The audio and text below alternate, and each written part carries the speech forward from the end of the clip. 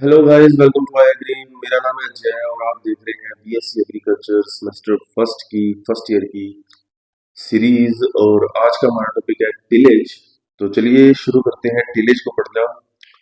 Tillage का मतलब क्या होता है बताइए। टिलेज का मतलब होता है भू परिष्करण।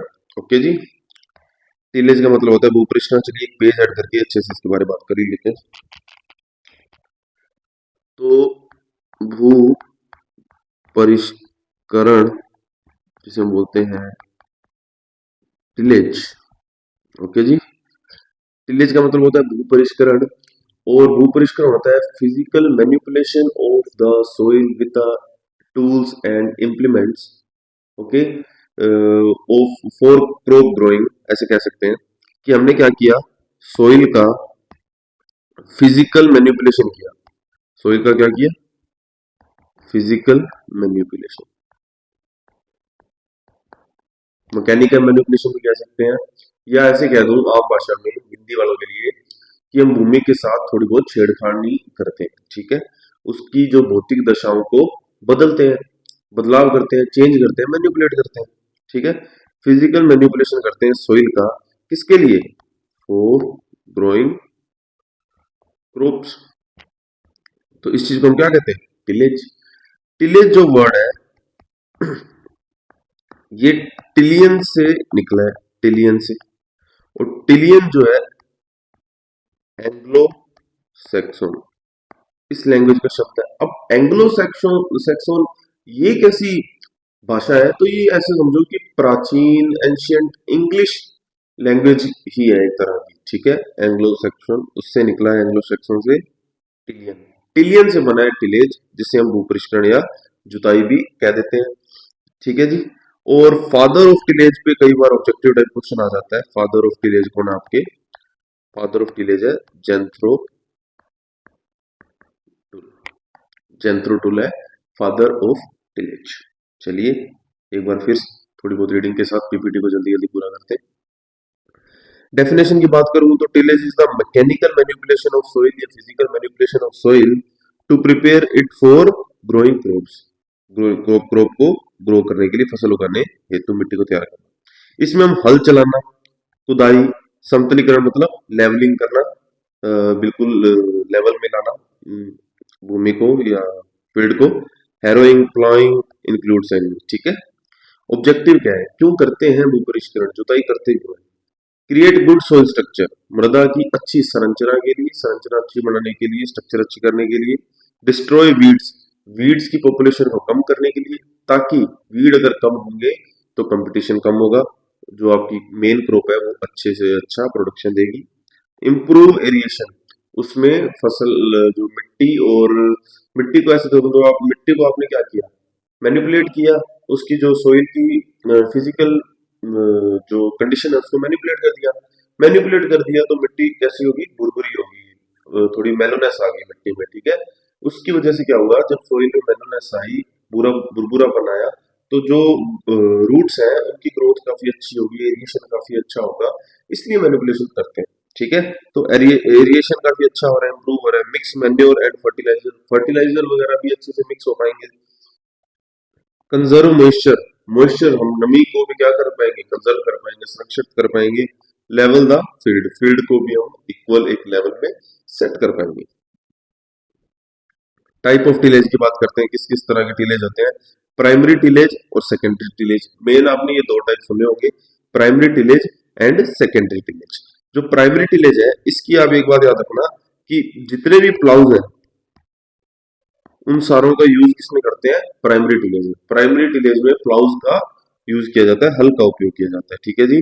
प्राइमरी टिलेज जो है ये क्या करते हैं, वैसे तो जो मेन हार्ड पान होती है, ऊपर जो मेन सरफेस होती है जो हार्ड होती है, उसको तोड़ने के लिए प्राइमरी टिलेज की जाती है। प्राइमरी टिलेज की और बात बताऊं तो आप याद रखो कि जो हार्ड पान तोड़ते हैं, अगर तो आपकी सोइल लाइट है, लाइट सोइल में तो आप एक से दो बार टिलेज कर दो तो बहुत है।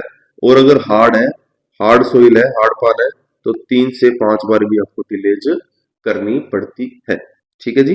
गहरी व मुख्य प्रारंभिक जुताई, इसके अंदर क्या होता है, प्लाविंग, हल चलाना। डीप टिलेज, गहरी जुताई कहते हैं जिसे सब सोइलर का उपयोग करते हैं कठोर परत तोड़ने के लिए। पर्पज इसका क्या होता है, ब्रेकिंग हार्ड पॉन जैसे कि मैंने को बताया था, और मेक सोइल लूज, मिट्टी को भुरभुरा करना, मेलोनस लेके आना।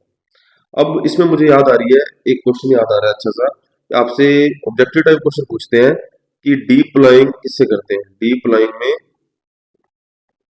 प्लॉइंग में कौन सा इक्विपमेंट यूज होता है डीप प्लॉइंग में? तो चीजल प्लाउ होता है। कौन सा होता है? Chisel plough. Chisel plough up to 60 centimetre तक, ठीक है, चीजल प्लाउ का यूज किया जाता है।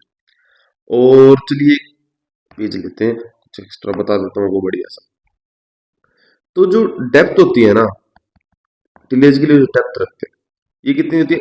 एक शैलो टिलेज होता है, एक मीडियम टिलेज होता है, मीडियम, और एक होता है डीप, गहरी जुताई जिसे बोलते हैं। शैलो 5 से 6 सेंटीमीटर तक डेप्थ में आप क्या करोगे? टिलेज ऑपरेशन करोगे, मतलब इक्विपमेंट को जो यूज करोगे उसकी डेप्थ कितनी रखते हैं? 5 से 6 सेंटीमीटर की। मीडियम में आप देख लो 15 to 20 सेंटीमीटर, और डीप में 25 to 30 सेंटीमीटर। ये डीप टिलेज का होगा। इतनी गहराई या डेप्थ रखी जाती है इस हिसाब से टिलेज की। ओके जी, ये बात होगी। और टिलेज कब करते हैं?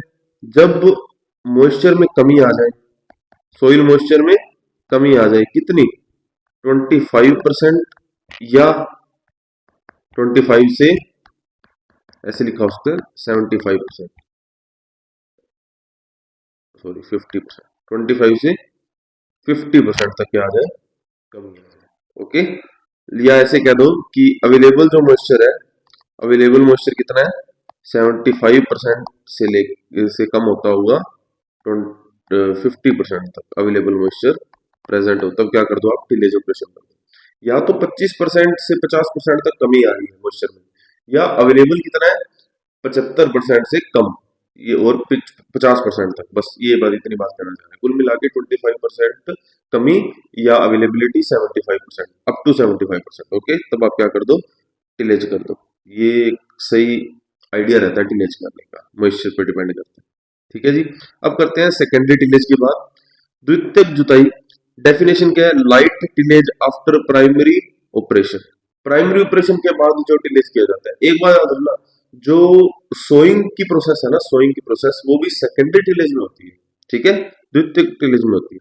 Light tillage after primary operation, जिसमें हम हैरोइंग, जिसे हम बोलते हैं खुदाई, कल्टीवेटर का यूज करते हैं, प्लैंकिंग पाटा लगाना, जिसमें हम सीड डाल के और उसको थोड़ा समतल करते हैं, प्लेन करते हैं, ऐसे समझो सरफेस को। पर्पज इसका क्या है? फाइन टिल्थ, लेवलिंग, और सीड बेड प्रिपरेशन। मेन ये आ गया ना, सीड बेड प्रिपरेशन, ये आप मेन मान के चलो, इस पे काफी कई बार क्वेश्चन आता है। क्वेश्चन ऐसे आता है कि सीड्स जो है वो किसमें, सोइंग की जो प्रोसेस है वो कौन से टिलेज में की जाती है? तो वो की जाती है सेकेंडरी टिलेज में। अब चलते हैं आगे। इंटर कल्टीवेशन, अंतर शस्य गिराएं, मतलब अब आपकी फसल जैसे आपने बुआई कर दी और सोइंग हो चुकी है, उसके बाद आप कैसे कौन कौन से ऑपरेशन करते हो, वो इंटर कल्चरल ऑपरेशन में आ जाता है। ठीक है, इंटर कल्टीवेशन जो आपकी प्रोसेस है वो देखते हैं कौन कौन सी है। इट इंक्लूड्स वीडिंग, मतलब आप वीड्स को निकाल के फेंक दोगे या वीड्स को डिस्ट्रॉय करोगे, वीड को कम करोगे। होइंग, कुडाई करोगे। और अर्थिंग अप, मेड बांधना, मेड बांधना मतलब मिट्टी को ऊपर चढ़ाना, ये अर्थिंग अप होता है, ऊपर चढ़ाना। ठीक है। पर्पस की बात करें, रिमूव ऑफ वीड्स, वीड को रिमूव करने के लिए, और लूजन सोइल, मिट्टी को थोड़ा बुरबुरा करने के लिए, उसमें थोड़ी सी मेलोडस लाने के लिए। मॉडर्न एंड कंजर्वेशन टिलेज, ये टिलेज आजकल इन पे ज्यादा क्वेश्चन आते हैं। ठीक है, ये जो मॉडर्न टेक्निक्स है ना टिलेज की, इन पे काफी क्वेश्चन आते हैं कॉम्पिटेटिव में। तो अब देखते हैं क्या करें, आपसे इन पे क्वेश्चन आ सकता है। जीरो टिलेज क्या होता है, मिनिमम टिलेज क्या होता है, इस पे क्वेश्चन आपको देखने को मिल सकता है सेमेस्टर में, फर्स्ट में आपको। मिनिमम टिलेज ये दिया किसने था? E H Faulkner. ठीक है, फोल्कनर बोलते हैं। और जीरो टिलेज किसने दिया था? गार्बर बी ट्रिपलेट ने। जीरो टिलेज के अंदर तो टिलेज करते ही नहीं है, बिल्कुल ना के बराबर के करते ही नहीं है, ऐसे समझो। और मिनिमम टिलेज में कम करते हैं, बहुत कम करते हैं, जितना कोशिश हो उतना, बस जितनी कम की जा सके उतनी कम। ठीक है। Only required minimum operation perform, मतलब अगर रिक्वायर है वही ऑपरेशन किए जाते हैं, जितना जरूरी हो उतनी जुताई करें। Save time and fuel, time की भी बचत करें और खर्चे की, कॉस्ट की, फ्यूल की भी बचत करें। जीरो टिलेज क्या कर रहा है जी? जीरो टिलेज बुआई से पहले जुताई नहीं, मतलब आपने बुआई से पहले कोई भी टिलेज ऑपरेशन नहीं करना। वीट आफ्टर राइस, मतलब राइस के रेजिड्यूज में, राइस के अपशिष्ट में, अवशेषों में आपने क्या कर दिया, वीट की क्रॉप ग्रो कर दी। I am sorry. बेनिफिट्स की बात करें, सेव कॉस्ट, ये आपकी कॉस्ट बचाता है टिलेज की। रिड्यूसेस सोइल एरोजन, क्योंकि अगर उसके अंदर आपने राइस के जैसे रेजिड्यूज पड़े हैं पहले से, तो सोइल का एरोजन भी कम होगा। प्रिजर्व सोइल स्ट्रक्चर, सोइल की जो स्ट्रक्चर है उसको हम खराब नहीं करेंगे, मैनिपुलेट नहीं करेंगे। जब फिजिकल मैनिपुलेशन ही नहीं होगा, भौतिक दशाओं में छेड़छाड़ ही नहीं होगी, तो मृदा की स्ट्रक्चर में भी छेड़छाड़ नहीं होगी। ये बात वो कहना चाह रहे हैं। जीरो टिलेज के बारे में मुझे एक बात याद आ रही है कि ये जो टिलेज है ये रो में किया जाता है, रो में टिलेज। ठीक है, किस तरह का टिलेज, किससे किया जाता है, हर्बिसाइड्स के द्वारा किया जाता है। हर्बिसाइड्स, हर्बिसाइड्स का यूज किया जाता है। ट्रिक है जीडीपी, ओके, जीडीपी, जिसमें आप याद रखो डाइक्वेट, पैराक्वेट या ग्लाइफोसेट, या क्या और ग्लाइफोसेट, ये तीन हर्बिसाइड्स हैं। इनको क्या करते हैं, फील्ड में, रोज में डाल देते हैं। और करते कैसे, फायदा क्या होगा हमारा, वीड कंट्रोल होगा। ये वीडीसाइड, तो ये क्या करते हैं, वीड का कंट्रोल करते हैं। वीड कंट्रोल करने के लिए हम इतना टिलेज करते हैं, हर्बिसाइड्स का यूज करके टिलेज किया जाता है। आपसे क्वेश्चन आ सकता है ऐसा कौन सा टिलेज है, ऐसा कौन सा टिलेज मेथड है जिसमें हर्बिसाइड्स का यूज करके टिलेज किया जाए, तो वो है जीरो टिलेज, जिसके अंदर कोई इक्विपमेंट का यूज नहीं किया गया, किसी तरह के इम्प्लीमेंट, किसी तरह के कोई टूल का यूज नहीं किया गया। हर्बिसाइड्स का छिड़काव करके रो में वीड्स को खत्म किया गया, वीड्स को रोका गया, पेरिनियल वीड्स को वो रोक देते हैं। तो आपसे क्वेश्चन आता है ऐसे कौन सा टिलेज मेथड जिसमें हर्बिसाइड्स का यूज होता है, और ऐसा कौन सा टिलेज मेथड में रो में टिलेज की जाती है। ओके जी, इस तरह से आगे चलते हैं। टिल्थ क्या है, तो टिल्थ एक्चुअली, टिल्थ है क्या, टिलेज के बाद रिजल्टिंग जो सोइल है आपकी, सोइल की कंडीशन है, resulting soil condition after tilth, okay, it is called, sorry, tillage, after tillage it is called tilth. तो टिलेज के बाद जो रिजल्ट में हमें सोइल की कंडीशन देखने को मिली है, उसे ही हम टिल्थ कहते हैं। Tilth is physical condition of soil after tilth, ऐसे क्या, आफ्टर टिलेज, आफ्टर टिलेज, पता नहीं क्या हुआ बड़ा, physical condition of soil after tillage is called tilth, फिर उसे कहते हैं टिल्थ। तो मृदा की भौतिक स्थिति जो अंकुरण व जड़ वृद्धि के लिए उपयुक्त हो। अब बात करते हैं गुड टिल्थ कैरेक्टरिस्टिक्स। हम अच्छे टिल्थ के गुण किसको कहेंगे, किसको कहेंगे, अच्छा टिल्थ। अच्छा टिल्थ उसे कहेंगे जब मृदा आपकी कैसी हो, भुरभुरी हो और दानेदार हो, ठीक है जी। और एडिक्वेट मॉइस्चर, जिसके अंदर उचित नमी हो। पेपर एरिएशन, प्रॉपर एरिएशन, जिसमें सही वायु संचार हो, अच्छा खासा एरिएशन हो। इजी रूट पेनेट्रेशन, जड़ों का आसानी से क्या हो, विस्तार हो, जिसमें जड़ें अच्छे से प्रवेश कर सकें, अच्छे से घुल सकें, मतलब अच्छे से फैल सकें। ओके, पता नहीं क्या क्या बोल रहा हूँ आज मैं। Advantages of proper tillage, proper tillage के क्या क्या एडवांटेज है वो देखते हैं। हायर जर्मिनेशन, बिल्कुल ये बात मैंने आपको शुरू में बता दी थी, जर्मिनेशन अच्छा होगा जब एरिएशन वगैरह अच्छा होगा, जर्मिनेशन अच्छा होगा। बेटर रूट डेवलपमेंट, जब बुरबुरी मृदा होगी तो रूट अच्छे से विस्तार करेगी, अच्छे से फैलेगी, तो बेटर रूट डेवलपमेंट तो होगा ही। लेस वीड कंपटीशन, जब वीड कंट्रोल करने के लिए ही टिलेज की जा रही है तो वीड तो होंगे ही नहीं, वीड होंगे नहीं तो कंपटीशन भी नहीं होगा। बेटर फर्टिलाइजर एफिशिएंसी, जितना बुरबुरापन, जितना कह सकते हैं एरिएशन अच्छा होगा, उतना ही माइक्रो ऑर्गेनिज्म पॉपुलेशन बढ़ेगी। माइक्रो ऑर्गेनिज्म, सूक्ष्म जीवों की अगर जनसंख्या या पॉपुलेशन बढ़ेगी, तो अपने आप फर्टिलाइजर, उर्वरक वगैरह है, बायो उर्वरक है, चाहे जैविक या चाहे रासायनिक है, उनकी क्या होगी, आपस में वो क्या कहते हैं, उनकी जो एफिशिएंसी है, दक्षता है, वो भी अच्छी हो जाएगी। इंक्रीज यील्ड, अल्टीमेटली जब इतना काम अच्छा से हो जाएगा तो फसल को ग्रो करने में भी आसानी होगी, जितने अच्छे से वो, जितनी कंफर्ट में रहेगी उतनी ही ग्रोथ अच्छी होगी, ग्रोथ अच्छी होगी तो प्रोडक्शन भी अच्छा होगा, तो यील्ड भी इंक्रीज हो जाएगी। तो ये था आपका टिलेज थोड़ा बहुत, और कुछ इंपॉर्टेंट बातें उनकी बात कर लूं। Power of one pair of bull, मतलब अगर दो बुल आ जाए तो उनकी पावर होती है 1 हॉर्स पावर, 1 HP के बराबर। पावर ऑफ ह्यूमन, एक ह्यूमन की पावर होती है 0.1 HP, तो मतलब 10 बंदे लगेंगे तो एक फोर्स पावर जितनी पावर आएगी, निकलेगी। अब कुछ और इंपॉर्टेंट बातें। Japanese rotary weeder is used in low land paddy for weed control. तो जैपनी रोटरी वीडर ये एक इक्विपमेंट है, इसका यूज करते हैं लो लैंड राइस में for weed control. Trampler is used for green manuring, हरी खाद in paddy crop. Paddy crop में धान की फसल में हरी खाद को क्या कहते हैं, अगर इनकॉर्पोरेट करना है, मिक्स करना है, तो उसमें हम किसका यूज करते हैं, ट्रैम्पलर का यूज करते हैं। Implement is used in tillage in crop residues. I am sorry, तबीयत थोड़ी सी नासाज है। Implement is used in tillage in crop residue, मतलब जब आपने सुना कि हम धान की फसल के अवशेषों में गेहूं की फसल को ग्रो करते हैं, तो इस तरह के जो एग्जांपल्स हैं उनमें हम कौन कौन से यंत्रों का उपयोग करते हैं, कौन कौन से इक्विपमेंट्स का यूज करते हैं, उसकी बात कर रहे हैं। डबल डिस्क ओपनर ड्रिल, ये इक्विपमेंट यूज आ जाते हैं। Rotary power driller, rotary power driller का यूज हो जाता है। हैप्पी सीडर, इसका भी यूज उसमें किया जाता है। मतलब ये सीड को डालने वाली जो कह सकते हैं, सीड को इनकॉर्पोरेट करने के लिए जो जो इक्विपमेंट्स का यूज करते हैं, इम्प्लीमेंट्स का यूज करते हैं, उनकी नाम ले रहे हैं। ठीक है जी।